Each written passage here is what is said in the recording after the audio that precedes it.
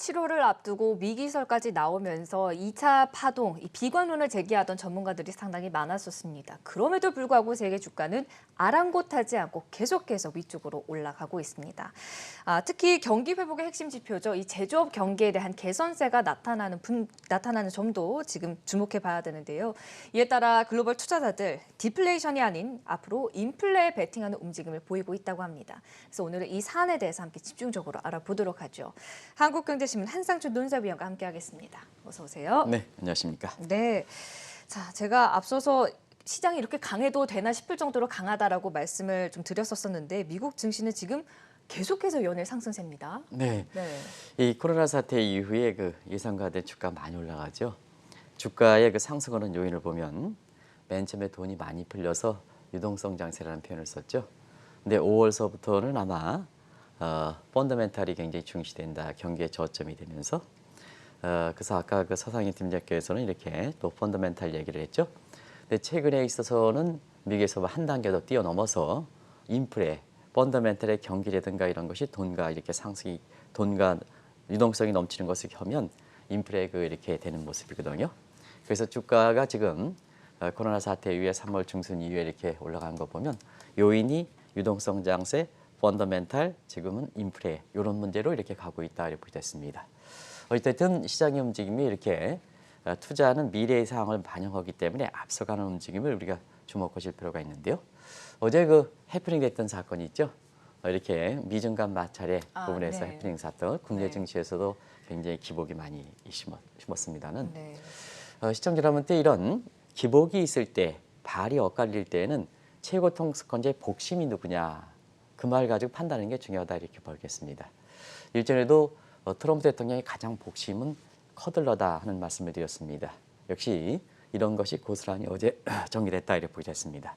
문제 발단이 됐던 것은 우리 시간으로 어제 장중에 한 그 코스피가 이렇게 초반에 그 좋다가 중간에 그 떨어졌거든요.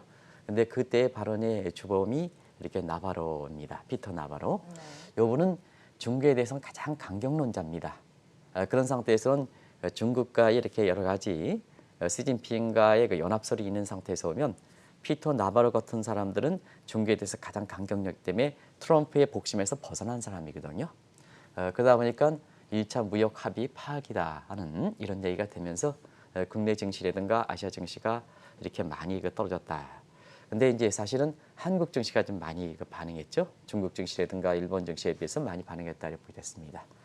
그러나 트럼프 대통령이 사실 지금 상태에서 시청자 여러분도 아시겠습니다는 가장 이렇게 트럼프 대통령이 이렇게 어려운 가운데 마지막 받쳐주는 것이 농민들이거든요. 네. 농민들의 상태에서 보면 중국이 이렇게 콩이라든가 이런 농산물을 좀 사줘야 트럼프 대통령의 표심이 이렇게 증가하는 상태에서는 지금의 대선 정국이 본격적으로 코로나에 대한 우려에도 불구하고 대중연설까지 할 정도로 위험을 감수하고 있는 트럼프 대통령 입장에서는 나바로가 1차 무역 합의 파기 같은 이런 쪽을 트럼프 대통령 입장에서는 생각할 수 없는 대목이죠. 그래서 역시나 그 트럼프 대통령도 미중 합의가 잘 지키고 있다 하는 이런 측면에서 커들러가 역시 트럼프의 복심답게 나바로 발언이 잘못 해석된 거다 하는 이런 입장이 되면서 오늘 그 장 초반에 미국의 증시를 올렸고 그 이전에 국내 증시도 어제 오후에 다시 플러스로 이렇게 모습을 보였다 이렇게 됐습니다. 이런 과정에서 보면은 사실 이렇게 대선을 앞두고 권력 누수 현상이 있을 때는 누가 복심이냐 하는 이런 쪽을 보고 그렇게 서로 간에 엇갈려 있을 때는 판단하는 시각도 투자자 입장에서는 이렇게 하나의 투자의 핵심 포인트다 하는 것을 말씀드리고요. 어쨌든 트럼프 입장에서는 대선을 앞두고 있는 상태에서 여러 가지 불리한 입장이기 때문에 사실 그나마 남아있는 지지층을 더 결속시켜서 이걸 펌프질을 해야 되는데요. 다른 이렇게 트럼프의 그 비호적으로 펌프질을 해야 되는데요. 그런 각도에서는 가장 핵심적인 두 계층. 하나는 임금이 낮은 제조업의 백인 계층과 그다음에 농민들을 이렇게 우호적으로 이렇게 해야 되는 입장이기 때문에 사실상 지금 상태에서는 중국과의 그 무역 합의를 파기할 수 없다는 것을 말씀드리겠습니다. 그리고 어제도 이게 방송에서 사실 미국의 나스닥 지수와 위험자산의 상징격인 나스닥 지수와 대표적인 안정자산의 상징격인 금값에서 서로가 최고치를 기록하고 있다 하는데요. 오늘도 그 모습이 그대로 나타났다 이렇게 됐습니다. 금값 얘기를 하니까 오늘 국내 언론에서는 경제신문을 중심해서 금 얘기가 많이 나온 것 같아요. 어쨌든 이런 게 이제 투자자들의 그 현지 분위기를 한국경제TV가 앞서서 전해주는 과정에서 국내 언론들이 뒤늦게 받아쓰고 있는데요. 역시 오늘 금값이 또 다시 올랐습니다. 오늘 여기 이제 1782 정도로 이렇게 나오고 있습니다는 장중한 때는 이것이 1790까지 육박하면서 아마 사상 최고치에 근접하는 모습을 이렇게 보이고 있는데요. 반면에 달러 가치는 이렇게 더 떨어졌습니다. 오늘 달러 가치는 달러 인덱스가 96레벨대로 다시 떨어지는 모습을 보이고 있거든요. 그런 각도에서 최근에는 위험자산과 안전자산이 동시에 올라가는 이런 모습을 보이고 있다고 보겠습니다. 나중에 말씀드리겠습니다는 지금은 금값이 한국의 재테크, 동양의 재테크 입장에서 금에 대해서 이렇게 투자하는 골드뱅킹이 이게 특히 유럽식 골드뱅킹은 실물 투자. 우리가 이제 골드뱅킹에는 두 가지가 있다고 말씀드렸죠. 실물을 투자하지 않고 실물과 연계된 대일 상품 같은 미국식 골드뱅킹. 그다음에 우리나라 사람들은 봐야 되기 때문에 골드뱅킹에서 유럽식 골드뱅킹을 하는데요. 지금 상태에서 금에 대해서 얘기합니다는 사실 은값이 더 많이 올랐습니다. 네. 지금까지 코로나 사태에 금값이 한 60%, 20% 정도 올랐는데 반해서 은값은 60%에서 모든 재테크 시장에서 주식보다 앞서서 가장 높은 순위를 기록하고 있는 것이 지금의 현상이다 하는 걸 말씀드리겠습니다. 네. 결과적으로 해프닝으로 마무리되기는 했습니다만 사실 우리를 포함한 세계 증시가 어제 특히 미중 무역 이제 합의 포기에 대한 발언이 있었기 때문에 좀 주가가 많이 요동치는 흐름이었거든요. 요동쳤죠. 그 발언 하나 때문에 그렇게 주가가 요동칠 수 있을까? 국내 코스피 지수를 한번 일정 그래프를 그 김은성 PD가 준비되어 있으면 보실 수가 있지 않을까 하는 생각이 들어요. 이렇게 됐죠? 이렇게 일정 그래프 이렇게 보면 2110까지 떨어지다가 결국 2158 정도로 해서 굉장히 요동폭이 그 40포인트 이상 이렇게 격차가 벌어지는데요. 비단 이것은 국내 그 증시뿐만 아니라 다른 나라 증시도 마찬가지였다 이렇게 보겠습니다. 왜 이렇게 변동성이 이렇게 커질까 이런 발언 때문에 하는 측면에서는 지금 상태에서 미중 간 합의가 이렇게 파기가 된다면 자 코로나 사태 이후에 사실 그 가장 우려했던 것이 세계 공급망 훼손, 세계 가치사슬 훼손. 지금의 세계 교육은 세계가 인터펌 트레이드, 인트라펌 트레이드에서 기업 간 무역, 기업 내 무역. 요게 국가가 이렇게 국경을 넘기 때문에 국가 무역으로 잡히지만 실질적인 주체는 한국의 삼성전자, 중국의 삼성전자 간에 기업 간에 그다음에 삼성전자 화해 간에 그래서 전자를 인트라펌 트레이드, 후자를 인터펌 트레이드에는 이런 공급망 체계가 되는 상태거든요.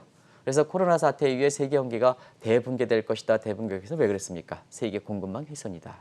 근데 사실 여기에 미중 간 마찰도 역시 공급망 훼손의 부분이 그동안 트럼프 정부 이후에 미중 간 마찰되면 공급망이 훼손되지 않겠느냐 하는 시각이 우리되어 있거든요. 두 가지 한번 겹쳐보십시오. 겹쳐보면 사실 지난 그 3월에 대예측이 틀리긴 했지만 루비니 교수가 이 부분을 중시해서 절벽으로 그레이터 디프레이션, 대공황보다 더 어렵다 하는 이런 입장을 표현한 거거든요.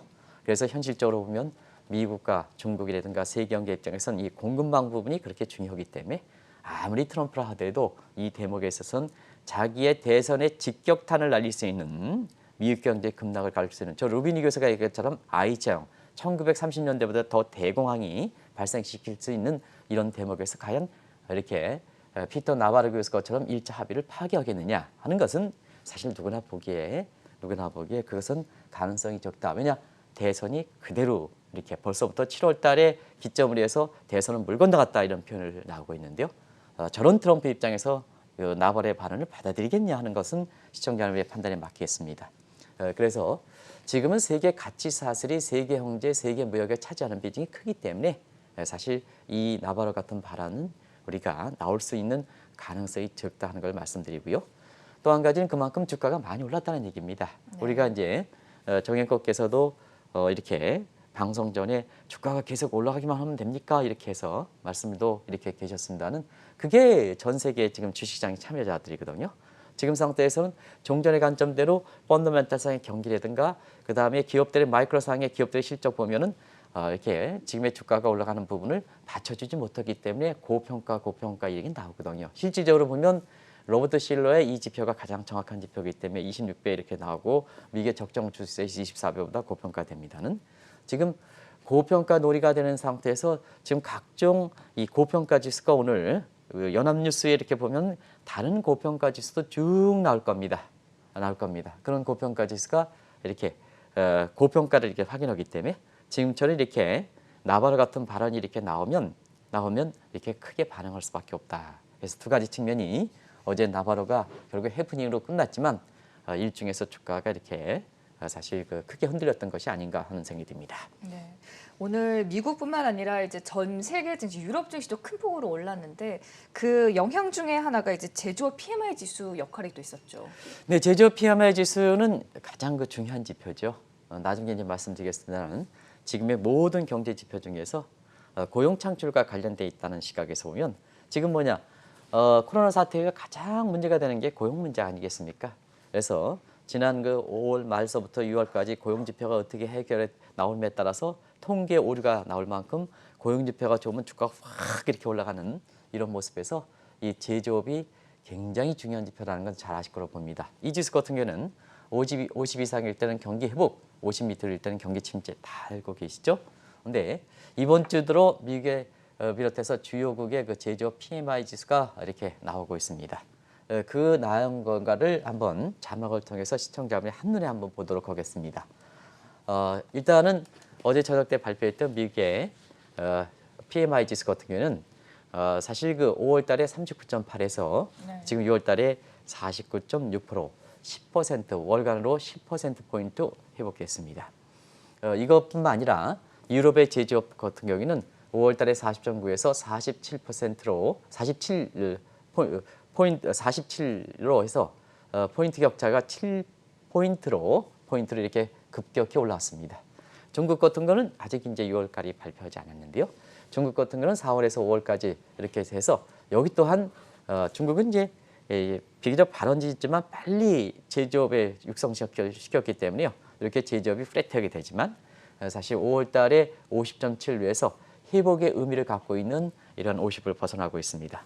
그리고 사실 어제 일본도 그렇고 다른 국가의 제조업도 아직까지는 50의 지수에서 멀긴 하지만 일본도 제조업의 PMI 지수, 통합된 PMI 지수가 서비스까지 포함한 통합된 서비스 지수가 굉장히 이렇게 많이 올랐거든요. 네. 5월 대비해서. 그래서 우리가 누누이 말씀드립니다는 월별 지표에서 보면 세계 경제 저점이 5월이지 않느냐 하는 것이 단적으로 모든 경제 지표 중에서 가장 이렇게 중요한 지표라는 제조업 지표를 볼 때 그것이 속속 확인되는 상태에서 사실상 미국의 증시를 비롯해서 지금 유럽 같은 경우에는 이렇게 제조업 PMI가 지수가 굉장히 높게 나옴에 따라서 유럽 증시가 많이 올랐고요. 네. 그다음에 유로 가치가 저렇게 강세가 뛰다 보니까 달러 인덱스 같은 경우에는 97에서 96 레벨로 내려왔던 배경이 되고 있다 이렇게 됐습니다. 아무튼 간에 제조업이 가장 빠르게 회복되고 있다 하는 걸 말씀드리겠습니다. 이런 가운데 일부 비관론자들이 이제 7월에 들어서 2차 파동이 올 것이다 이런 문제를 제기를 하기도 했었는데 이렇게 제조업 지표가 좋게 나온 건 일단 증시 입장에서는 좋은 것이죠. 네, 사실 우리가 이번 주인가요? 7월 위기설 얘기할 때 네, 이번 주. 이번 주죠. 이번 주 초반에 그래서 월가에서 고개를 처음 들었기 때문에 7월 위기설 이렇게 얘기를 했습니다. 가능성이 적다 하는 것을 말씀드렸습니다. 근데 같은 날 공교롭게도 시청자 여러분한테 양해를 구해야 될 것은 7월 위기설 관련해서 나왔을 때 바로 뒷전에 위에 2차 7월 위기설 얘기하면서 2차 파동이 옵니다. 투자자들은 2차 파동에 준비하십시오 하는 또 전문가의 이렇게 방송이 있었습니다. 나름대로 다 존중할 수 있는 시각이 있습니다. 근데 사실상 그렇게 오락가락 할 정도로 이렇게 되고 있습니다는 사실 최근에 보면 경제 지표가 이렇게 확인되다 보니까 결과적으로 보면 미국의 주가가 계속해서 올라가는 모습을 보이고 있다 이렇게 됐습니다. 그러면 지금의 제조업 PMI 지수라든가 이런 것이 어떻게 이게 중요한 의미를 갖고 있을까 하는 측면에서는 이 조지 솔로스의 자기 암시가설 이 부분에 대해서 이렇게 설명하는 걸 하고 그래프를 한번 보여드리겠습니다. 그래프를 보면 지금 1구간이 경기가 이제 빨간 선이고요. 그 다음에 파란 것이 주가다 이렇게 됐습니다. 시청자 여러분도 경기가 떨어지면 주가가 더 빨리 떨어지죠. 안정자산을 쏠림 현상이 되면서 그것이 1구간이다 이렇게 됐습니다. 주가가 어느 정도 이렇게 떨어지면 뭐든지 그렇거든요. 주가가 어느 정도 뭐 코로나 사태 3월 중순에 주가가 많이 떨어지다 보니까 많이 학습들을 경험이 있거든요. 많이 떨어지면 사야 된다. 그런 경험들이 있거든요. 그래서 이 1980년 블랙 만데이도 그랬고 1997년 외환위기 때도 그렇고 2008년 서프라임 모기련도 그렇고 그때 당시에는 주가가 많이 떨어졌을 때는 이게 뭐 체리 피킹 차원에서 아마 3월 중순에 주가 1000포인트 폭락설 제기할 때 체리 피킹 차원에서 1450대 주식 사십시오 이렇게 말씀드린 적이 있는데요. 바로 그것이 학습 효과 때문에 그렇다 이렇게 됐습니다. 그래서 경기에 앞서서 사실 주가가 먼저 올라가죠. 그래서 지금이 A 위치에서 지금 이제 주가가 주춤하면 왜 주춤할까? 주가가 많이 올라갔으니까 사실 경기라든가 이런 측면은 후행적으로 더 떨어지다 보니까 주가와 경기와 간의 괴리가 발생하는 게 A 위치입니다. 이게 이제 아마 우리 시각으로 보면 미국 증시에서 거품 논쟁이 됐던 지난 5월 이후서부터가 아닌가 생각합니다. 근데 현재 위치에 보면 사실 지금 위치에서 보면 그런 부분이 작용해서 주가가 주춤했었지 않습니까? 이게 변동성 장세로 이게 나왔죠. 그래서 이때에 다시 주가를 한번 치고 올라갈 것이냐 하는 측면에서 2차 랠리가 나왔던 거고 떨어졌으면 더 떨어진 다음에 2차 파동이 나오는 거죠. 근데 지금 상태에서는 현재 비의 위치에 있다 이렇게 됐습니다. 1차 랜더리 국면이거든요. 근데 지금 뭐 아직까지 확신을 할 수 없습니다는 지금 상태에서 경기 지표가 좀 개선되고 기업들 실적이 받쳐진다면 또 한번 지금 돈의 유동성 규모를 볼 때에는 또 한번 올라가지 않겠느냐 하는 이런 쪽의 기대도 나올 수 있는 대목이거든요. 그런 측면인데요. 한 가지 말씀드리면 우리가 1구간, 2구간에서 주가가 상승할 때는 체리 피킹 차원에서 주가가 올라가더라도 굉장히 같은 100포인트 올라가더라도 수익이 높았습니다. 왜냐하면 베이스가 낮았기 때문에. 근데 2차 상승 국면이 왔다 대단히 크게 기여하는 분들이 있는데요.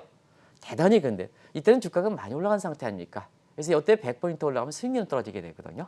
그러다 보니까 자, 돈 많은 상태에서 이제 앞으로 주가가 계속해서 올라간다 하더라도 수익률은 좀 떨어진다. 그럼 어디로 베팅할 것이냐 하는 측면에서는 자, 유동성 장세 베팅, 금융자, 그다음 펀더멘탈 베팅, 그러다 보니까 앞서 투자하는 사람들, 글로벌 앞서 투자하는 사람들은 사실상 인프레 베팅한다. 그런 시각으로 지금 간다. 수익률 게임적 측면에서. 그래서 최근에 월가에서 보면 인프레 베팅하는 시각이 나오고 있다 이렇게 됐습니다. 네. 세계 주요국 제조업 경기가 회복되는 건 다른 어떤 경제 지표보다도 의미가 있다라고 볼 수 있을 것 같은데요. 네, 지금은 제조업을 전부 중시하는 정책이죠.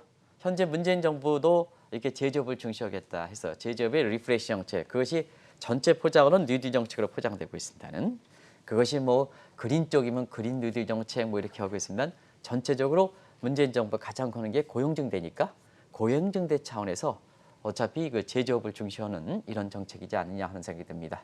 그래서 세계 각국들은 지금 제조업을 이렇게 중시하는 정책을 취하고 있다고 보겠습니다. 한 가지 말씀드리면 제조업은 전통적 제조업이 아닙니다. 지금은 코린 크라이커의 제조업의 산업 분류에서 보면 1차 농업, 2차 제조업, 3차 서비스업 이렇게 해서 이렇게 분류하고 있습니다는 지금 과거의 콜린 크라이커의 산업 분류는 지금 뉴노멀 시대에서는 적용되지 않죠. 지금 뭐냐? 지금은 뭐든지 산업에 있어서 보면 결국 융복합이죠. 전부 IT. 농업만 해도 IT거든요. 저도 이제 벽지에서 농사를 짓고 있습니다는 지금은 과거처럼 농사 짓지 않습니다. 전부 IT로 이렇게 바이오로 연결되어 있는 자이죠. 그래서 농업에 있어서도 1차 농업을 생산하면 2차 제조업하고 같은 집에서 3차는 유통까지 담당해서 1차, 2차, 3차를 플러스하면 6차, 곱하면 6차 산업이라고 그러거든요. 융복합 산업이라 이렇게 보여드리겠습니다. 네. 그런 과정에서 여기서 제조업이라 하는 것은 항상 뭐냐, 전통적 제조업은 아니다 이렇게 보여드렸습니다. 그런 측면에서 자, 각국들이 지금 제조업을 어떻게 중시하느냐 하는 것을 그 직전에 각국의 제조업의 중시 정책에 독특한 이름들이 있습니다. 미국은 트럼프 정부죠. 뭐든지 오바마 지우기 나섰습니다. 그러나 유독이 지키고 있는 것이 더 강화해서 추진하는 것이 바로 오바마 정부 때 추진했던 제조업의 리프레시, 제조업을 다시 보자 하는 정책입니다. 그리고 일본도 엔젤을 통해서 아베노믹스를 표현하고 있습니다는 일본도 전통적으로 보면 2차 세계대전에 자민당과 대기업과 연합해서 일본이 짧은 순간에 압축 성장했던 가장 배경은 제조업이거든요. 도요타, 패나소닉 이렇게 하는 마찬가지죠. 써니 같은 이런 제조업이거든요. 그래서 제조업 수출, 제조 수출업의 부활 정책이다 해서 이걸 리커버리 정책이다. 이건 고유 명칭입니다. 제가 붙인 게 아니고 각국들이 산업 정책에서 나온 고유 명칭입니다. 그래서 독일은 제조업에 굉장히 경쟁력을 갖고 있는 거죠. 그런데 다른 국가들이 자꾸 추월하다 보니까 전통적으로 독일이 갖고 있는 막강한 강소기업들의 제조업을 계속해서 유지해 나가겠다는 것이 제조업의 마스터 제도입니다. 이 마스터 제도는 다시 한번 이렇게 한계 교육부에서 지금 학제 개편 문제 관련해서 나오고 있습니다는, 자, 이제 한국도 이게 이제 이 대학들의 그 학생들을 이렇게 많이 진출시킬 필요가 있냐 하는 각도에서 한번 고민해 볼 필요가 있습니다. 지금 이제 이렇게 그 인터넷 시대, 그다음에 코로나 사태 이후에 이렇게 언택 이렇게 하는 과정에서 지금 제조업들의 경쟁력이 떨어지는 상태에서 지금 대학 교수들도, 저도 이렇게 친구들 대학 교수 보면 이제 그렇습니다. 그래서 최근에 보면 이 경영학과 교수들이 A 교수의 한 10명 정도 이렇게 있다면 지금 1등만 살아납니다. 왜냐하면 주민 시스템이기 때문에. 과거에는 오프라인 강의할 때 한 강좌에 100명, 200명 이렇게 모을 수 없으니까 사실 어떤 인기 있는 강사의 교육 이렇게 해서 학생들이 이렇게 신청하면 나머지 부분에 있어서는 BC로 평가받는 사람들한테 이렇게 해서 장소적 문제를 해결했거든요. 근데 지금은 주민 강의에서 그게 필요 있습니까? 그러다 보니까 경영학과의 한 대학에서 10명의 경영학과 교수가 필요 없는 거죠. 오로지 한 명. 그래서 이렇게 교수직들이 굉장히 흔들리는 이런 모습을 뱉어봤는데요. 이러한 데 서로가 교원도 그렇고 학생도 그렇고 지금 흔들리는 데서에서 대학만 가는 게 중요하냐 하는 측면에서 독일의 그 마스터 제도 관련된, 자, 일찍부터 사람의 능력을 대비해서 사실 이러는 분야에 가고, 또 다음에 이렇게 학생 교원을 입장에서 보면 이렇게 대학에 가고 이런 것을 좀 미리 판가름해 주는 이런 좀 모습이 되지 하는 게 필요한 게 아닌가 생각합니다. 이런 거 관련해서 여러 가지로 이게 독일의 마스터 코스제 같은 경우는 굉장히 여러 가지로 지금 코로나 사태 이후에 교육제도라든가 산업적인 측면이라든가 이런 측면에서 굉장히 주목을 받고 있는 이러한 제도다 이렇게 보겠습니다. 그리고 중국도 활력을 되찾자해서 미너럴라이제이션, 여기에 고도 성장에서 10에서 12% 같은 것이 10% 밑으로 떨어지다 보니까 저기 떨어지는 이유가 뭐냐? 제조업이, 수출업이 이게 쇠약해서 그렇다. 그래서 다시 한번 약을 주자. 미너럴 주자 해서 그것을 리미너럴라이제이션 정책이다 이렇게 됐습니다. 이런 게 제조업 중시 정책이다. 근데 코로나 사태 이후에서는 사실 각국들이 오프쇼링에서 그다음에 그 리쇼링으로 갔지 않습니까? 그래서 자, 과거 나갔던 비용 문제에서 과거 나갔던 아마존 불러들여라 하는 이렇게 리쇼링 정책을 같이 추진하고 있다 이렇게 됐습니다. 그래서 산업 정책에서는 핵심적인 지표가 되는 것이 바로 그렇다 하는 걸 말씀드리고, 그다음에 페드 입장에서도 2012년에는 전통적인 물가 안정에 거기에 고용 창출이 늦죠. 고용 창출이 되다 보니까 고용 창출 계수가 높은 제조업을 중시하는 정책에서 이런 정책으로 가는 상태이고, 이 문제는 다른 국가들도 전부 받아들이고 있는, 각국 주관의 받아들인 입장이기 때문에 제조업이 지표가 개선되는 것은 특별한 의미가 있다는 걸 말씀드리겠습니다. 네. 제조업 지표가 좋게 나옴에 따라 월가를 중심으로 이제 2차 파동에 대한 문제를 제기했던 이 시각은 어떻게 되고 있습니까? 이 내용은 이제 다시 한번 말씀드릴게요. 지난번에 말씀드렸다시피, 자, 7월 2기설 2차 파동 나온다는 얘기가 뭘까 하는 측면에서는 코로나의 최대 피해가 2분기였으니까 2분기 지표가 7월 달에 발표하니까 속속 확인되니까 7월 2기설 그다음 2차 파동 오는 게 아니냐 하는데요. 항상 말씀드리면 지표 안 좋습니다. 삼척동자로 다 왔습니다. 근데 증시에 미치는 영향은 뭐냐? 예상치 대비해서 실적치가 좋게 나오냐? 그게 성장률이면 성장 서프라이즈가 되는 거고, 기업의 실적으로 보면 기업의 실적은 어닝 서프라이즈 되는 거고, 고용에서 보면 고용 서프라이즈가 된다 이렇게 됐습니다. 단순히 절대 시각, 2차 파동 올 것이다, 7월 2기설 올 것이다 하는 시각에서는 실적이 안 좋다. 그게 아니고 예상치 대비해서 실적이 어떻게 되냐, 이걸 좀 말씀드리겠습니다. 또 하나는 대선이 되면서 트럼프가 통치행위에서 리더십 문제라든가 이런 게 문제가 되지 않느냐 하는데요.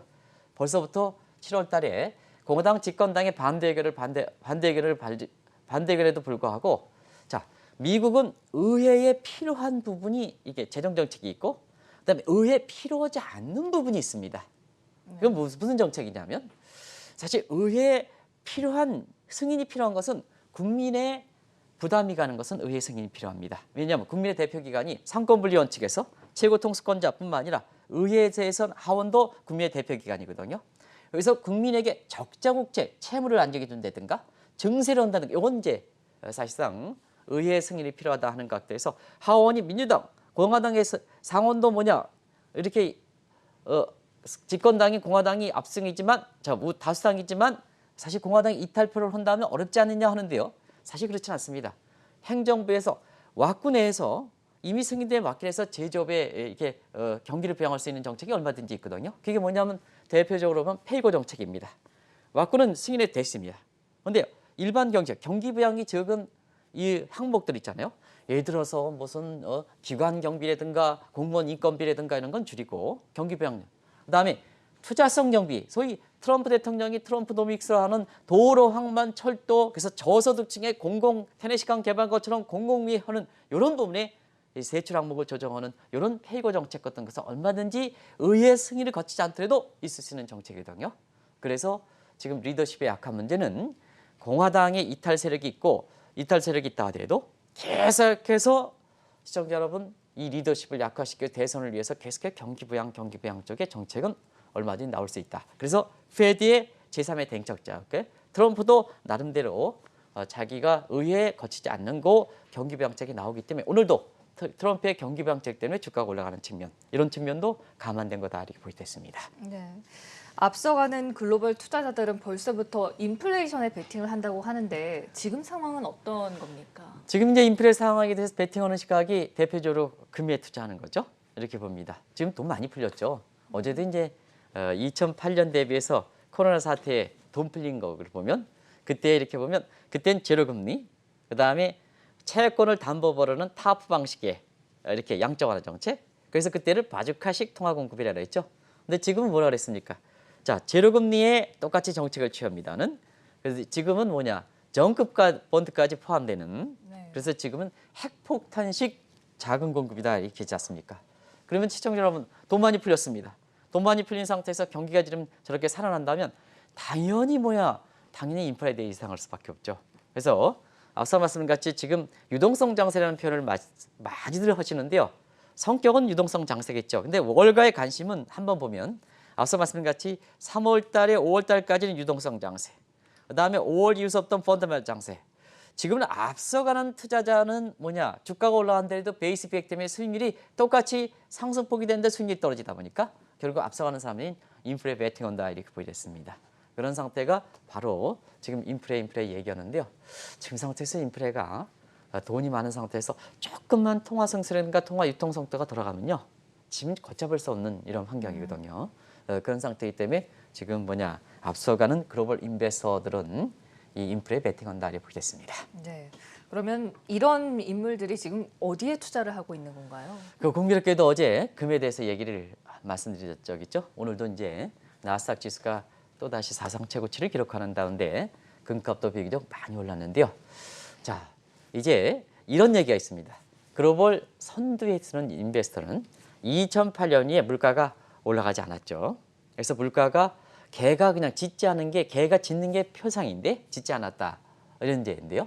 이제는 개가 짖을 때가 됐다. 여기 짖을 때가 됐다는 게 바로 그게 이제 때가 됐다는 게 여기 이제 짖을 때가 인플레가 멍멍거리는 이 문제가 경제에서 보면 왜 개에 이렇게 뭘 비올까 하는 측면에서는 과거 인플레에 대해서 가장 악몽이 있었던 것이 이제 유럽도 그렇고 아시아 국가도 그랬죠.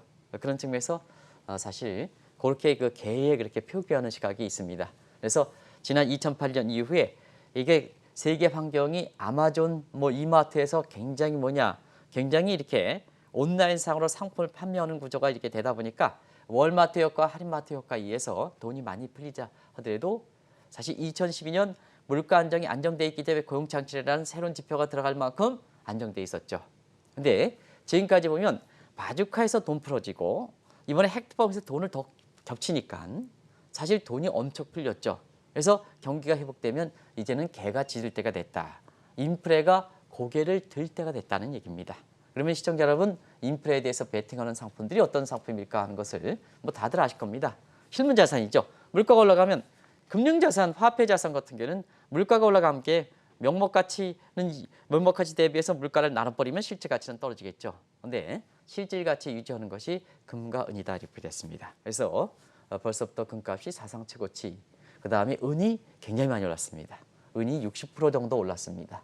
그리고 물가 연동체, 그리고 주택가. 요게 이제 부동산이 물가가 올라가면 부동산이 이렇게 올라간다는 건 잘 아실 겁니다. 그런데 지금은 상업용 부동산 같은 경우는 굉장히 안 좋을 거로 봅니다.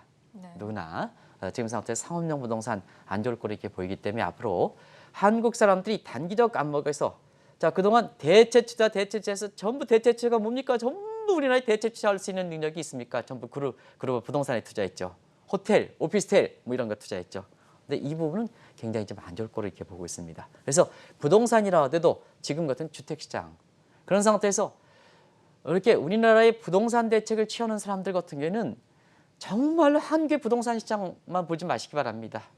이렇게 세계에 털철 넘치고 유망의 글로벌 인베스터들이 주택 투자한다고 하는데 한국에 지금 주택 관련돼서 이게 하는 사람들은 뭐냐면 그 편협된 시각 과거의 지적에 대해서 지금 글로벌 환경이 변화에도 불구하고 그걸 하지 않고 이렇게 되다 보니까 전부 두더기식 사후 약방문식으로 투자하는 밖에 없죠. 그래서 제발 부동산 관련돼서 최고 책임자도 세계 동향을 좀 아시기 바랍니다.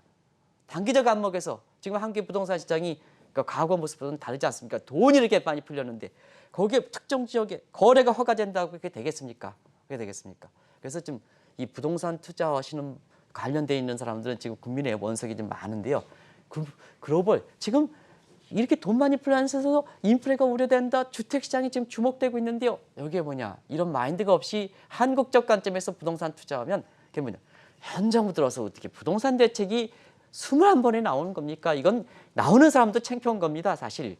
우리가 부동산 대책 보면 정책의 시차가 대비해서 반응하기까지 최소한 6개월 정도라고 한다면 지금 3년 정도 하면 6번 정도 나와야 되는데요. 21번 나오면 발표하는 사람도 이게 창피한 겁니다. 발표하는 사람도. 그런 거거든요. 그래서 제발 제가 이렇게 글로벌 마인드를 갖고 부동산 대책도 글로벌 마인드를 갖고 좀 이렇게 글로벌 동향을 좀 판단해서 이걸 좀 해주시기를 좀 부탁드리겠습니다. 이 정책 가지고 얼마나 스트레스를 받습니까? 저도 부동산 가격이 안정되기를 바랍니다. 근데 이 정책, 제대로 된 정책을 취해야 안정되지 않습니까? 엊그제 발표해놓고 부동산 대책을 발표하면 국민의 그만큼 스트레스가 하면 보완 대책이라는 게 뭡니까? 하루 간격으로 보완 대책이 나옵니까?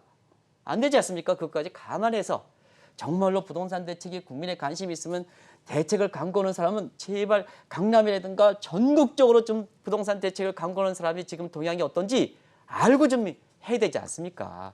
이게 질러놓고 부작용이 발생하면 거기에 보완책을 하는 이게 도대체 되겠습니까? 아무튼 간에 지금 너무 국민들이 이거 문제에 대해서 스트레스를 많이 받다 보니까 제가 좀 격앙되게 이렇게 말씀드렸는데요. 시청자 여러분께 양해를 구하겠습니다. 이런 것이 지금 이렇게 인프라 베팅하는 시각이다. 그래서 금값이 많이 오르고 그런 시각이거든요. 한 가지 말씀드리면 지금은 이런 상태에서 많은 분들이 금융사 어제 CEO 내지는 회장도 얘기했습니다는 코로나 사태에 저도 이런 분들을 많이 만나거든요. 코로나 사태에서 그 어느 때보다 주가가 떨어진다 하는 것이 우리나라의 최고의 금융사의 CEO 내지는 회장이었습니다. 그래서 믿을 건 기축통화 달러뿐이 없다 이렇게 얘기했습니다. 근데 지금은 3개월이 지난 시점에서 전혀 다른 환경이 도출되고 있다. 주가는 가장 빠르고 있다. 금값도 가장 빨리 올라가고 있다. 그래서 지금은 시장 공부를 잘 하셔야 밤새 위에 책임자일수록 과거와 다른 환경이기 때문에 정말로 남한테 좀 얘기하려면 세계 주도하는 이런 국가의 정말 시장의 리듬 정도는 밤새는 아니더라도 사실 2시 이후부터는 좀 열심히 공부하셔가지고 이렇게 해야 고객들을 울리는 행위가 없겠다 하는 걸 말씀드리겠습니다. 지금 고객을 울리는 과정에서 얼만큼 금융사고들이 많이 저지르고 있습니까? 이런 것이 최근의 모습이다 하는 걸 말씀드리겠습니다. 네. 경기 회복의 핵심 지표죠. 이 제조업 지표가 회복세를 나타내면서 이제는 디플레이션이 아니라 인플레이션에 베팅하는 투자자들의 움직임이 포착이 되고 있습니다. 이런 만큼 오늘은 이 사안에 대해서 집중적으로 알아봤습니다. 한국경제신문 한상준 논설위원의 도움 말씀이었습니다. 고맙습니다. 네, 고맙습니다.